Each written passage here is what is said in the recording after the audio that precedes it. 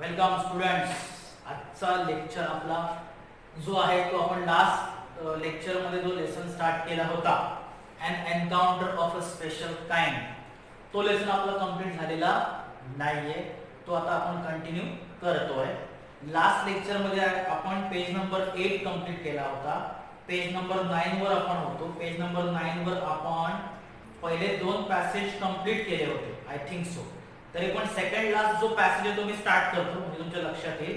An encounter of a special kind, याच्यामध्ये आपण writer बद्दल माहिती होती की रायटर हा म्हणजे रायटरचे फादर हे मेडिकल ऑफिसर असतात. त्यांचा मोठा बंगला असतो, बंगल्याच्या समोर एकदम हिरवीगार झाडं असतात वगैरे वगैरे. आणि एक दिवस दुपारी रायटर त्याचं स्टोरी बुक वाचण्यामध्ये, ॲडव्हेंचर बुक वाचण्यामध्ये गुंग झालेला असताना त्याला एक आरडाओरडा ऐकू येतो, गोंधळ ऐकू येतो, मोठा गोंधळ, मोठा आरडाओरडा. आणि तो बघतो तर एक मोठा जो माकड आहे, जो लंगूर आहे, तो लंगूर एका छोट्या माकडाला बाईट करत असतो, छोट्या लंगूरला चावत असतो त्याला ठार मारण्याच्या उद्देशाने. आणि त्याची आई आणि इतर लंगूर, अदर लंगूर्स दुसऱ्या रूफवरती, दुसऱ्या छतावर हेल्पलेसली त्याच्याकडे बघत असतात. म्हणजे ते काही करू शकत नसतात त्याबद्दल. तर हे सगळं आपण बघितलं होतं. Second last paragraph. Without losing my time, I gathered a stout stick in one hand and hurled a piece of stone at the marauding langur. मग रायटरने हे सगळं बघितलं की तो मोठा लंगूर छोट्या लंगूरला चावतोय, त्याला मारतोय, चावून चावून ठार मारतोय. त्याची मदर हेल्पलेसली बघते, अदर लंगूर्स पण हेल्पलेस त्याच्याकडे बघतायत. ओके. आणि मग त्याला ते आठवलं की नेहमी ह्या प्राण्यांच्या जमातीमध्ये एक रूल आहे, एक मर्सिलेस रूल आहे, एक निर्दयी असा नियम आहे की मोठा प्राणी नेहमी छोट्या प्राण्याला खाऊन टाकतो, त्याचं वर्चस्व कमी करतो. कारण मोठ्या प्राण्याला काय करायचं असतं, स्वतःला जिवंत ठेवायचं असतं, म्हणून ऍज अ लीडर किंवा काही असेल वॉट एव्हर. ती एक प्रथा त्याला आठवली. मग काय झालं, विदाउट लुझिंग एनी टाइम, वेळ वाया न घालता, I gathered a stout stick in one hand. Stout stick, स्टाउटचं मिनिंग बाजूला दिलंय बघा. स्टाउट म्हणजे काय, हेवी. वेळ न वाया घालवता मी एक हेवी जी स्टिक आहे, स्टिक म्हणजे काठी, हेवी म्हणजे काय, जड, मोठी, एक जाड काठी मी एका हातामध्ये घेतली. And hurled a piece of stone. Hurled, हर्ल्डचं मिनिंग बाजूला दिलंय बघा. हर्ल्ड म्हणजे काय, थ्रू फोर्सफुली. थ्रू फोर्सफुली म्हणजे काय, फेकला, जोरात फेकून मारला. लेखक म्हणतो की एका हातामध्ये मी जाड काठी घेतली आणि दुसऱ्या हाताने पीस ऑफ स्टोन म्हणजे दगड फेकून मारला. कुठे, मराउडिंग लंगूरकडे. मराउडिंग लंगूर म्हणजे काय, मराउडिंगचं मिनिंग बाजूला दिलंय बघा. Marauding means searching for something to steal or to attack.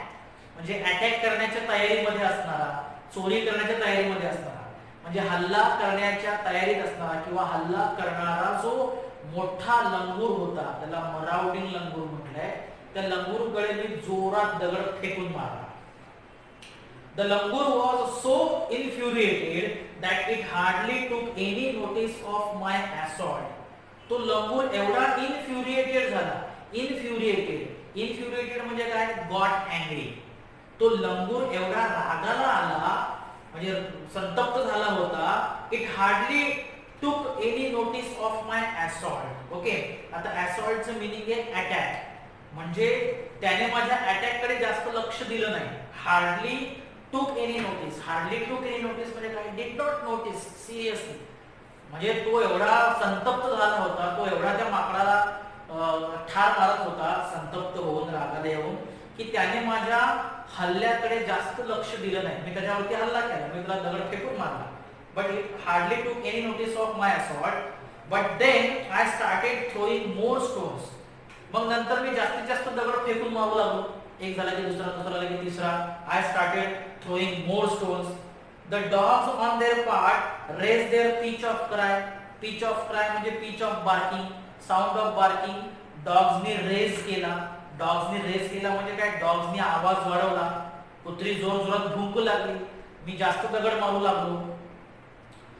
Last paragraph. The changed circumstances and then sudden expected attack. The sudden expected attack from unknown quarters forced the langur to drop the baby from the sloping roof over the veranda.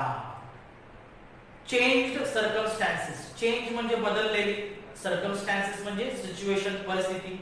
आता परिस्थिती बदलली, म्हणजे आधी त्याच्यावर त्या मोठ्या लंगूरवर कोण attack करत नव्हता, आता मी अटॅक करू लागलो, कुत्री भुंकू लागली.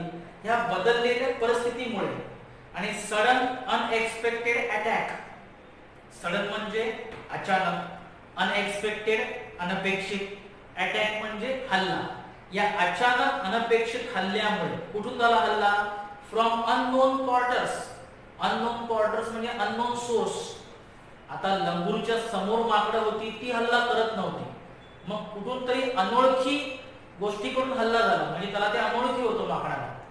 मग त्या अनोळखी सोर्स कडून हल्ला झाला, परिस्थिती बदलली. त्यामुळे लंगूरला, त्या मोठ्या लंगूरला जबरदस्तीने त्या बेबीला ड्रॉप करावं लागलं.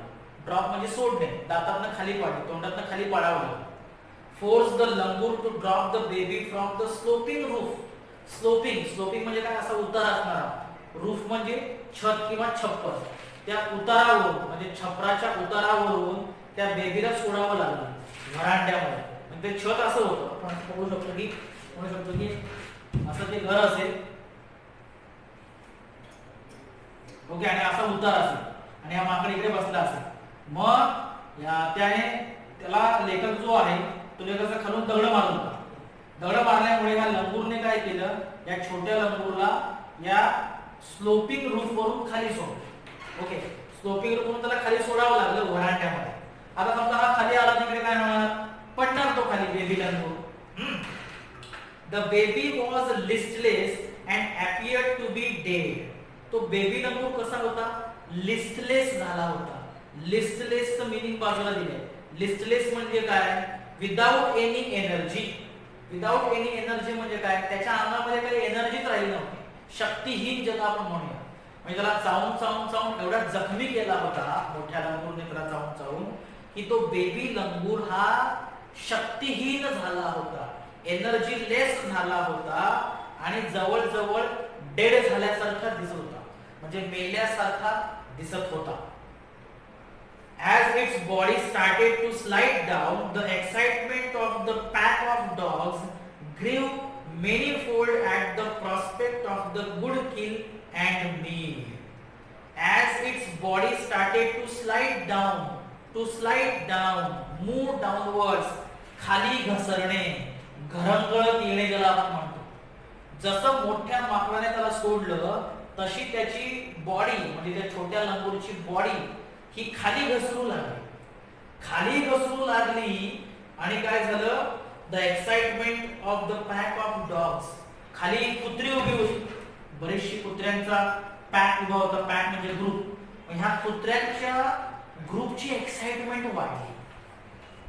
बेबी लंगूर खाली येऊ लागला आणि कुत्र्यांच्या ग्रुपची एक्साइटमेंट वाढू लागली.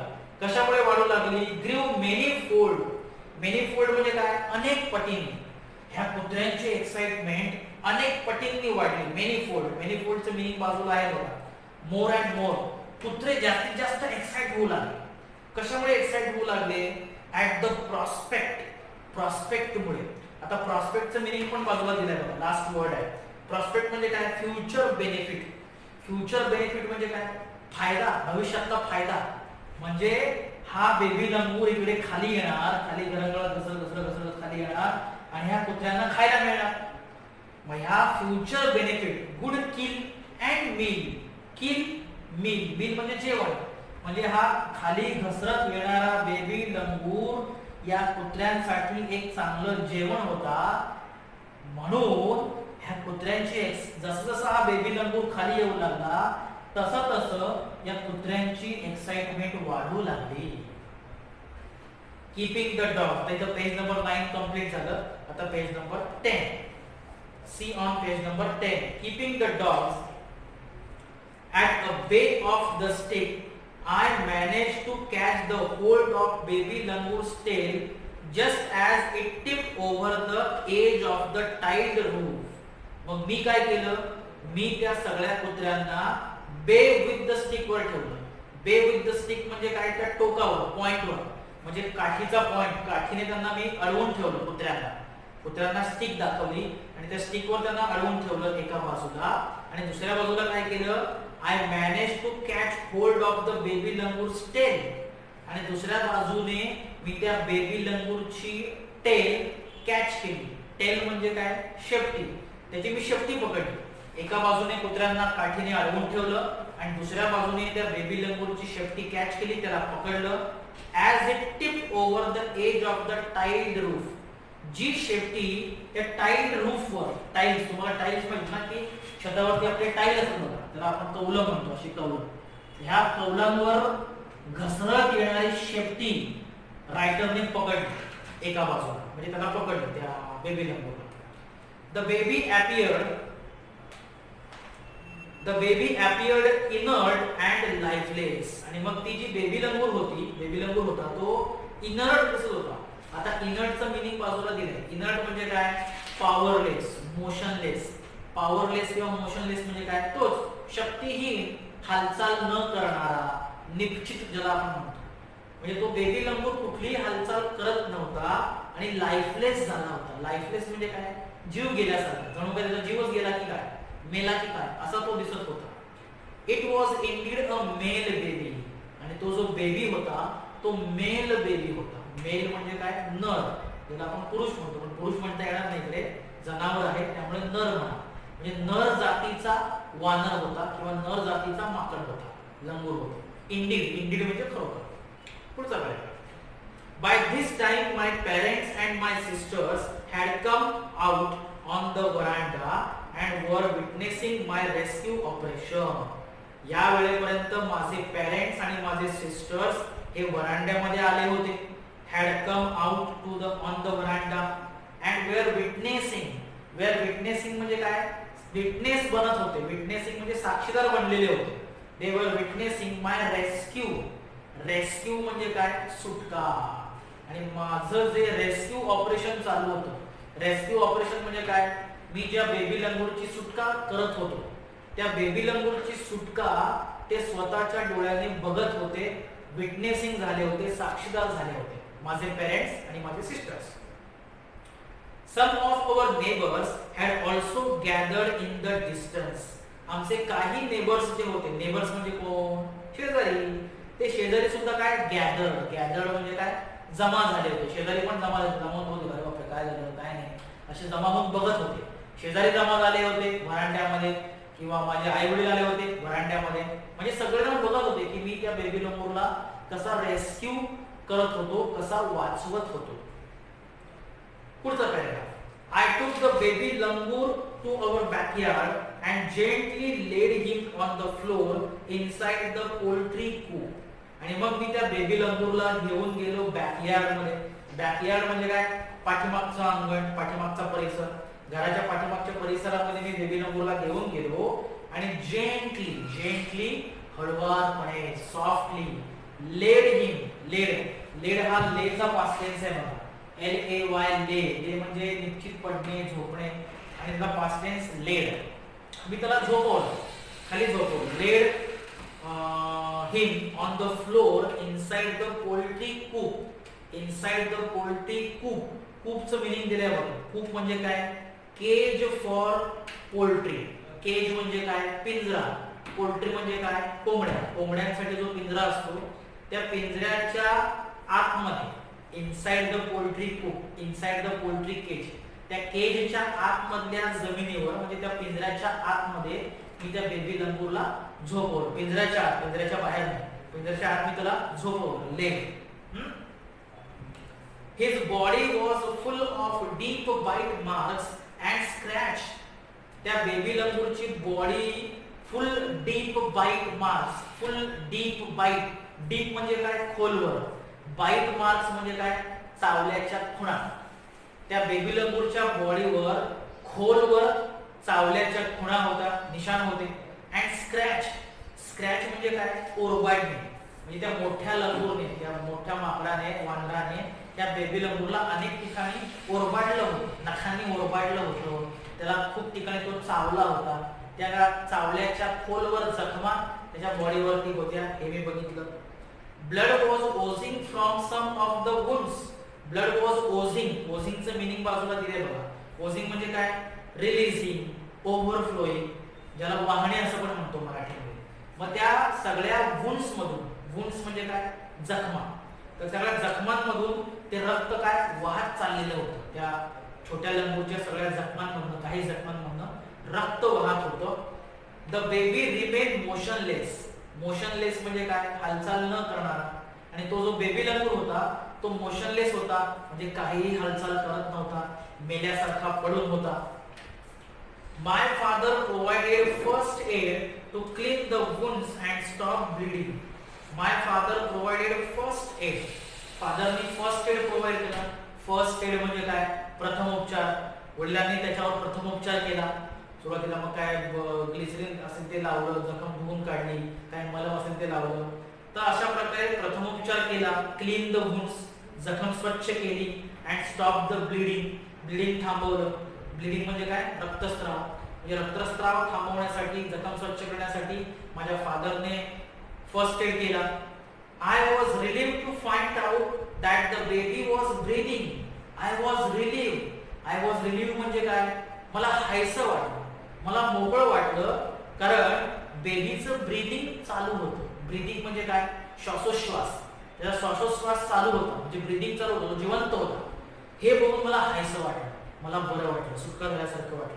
I was relieved to find out that the baby was breathing even though his breaths were shallow.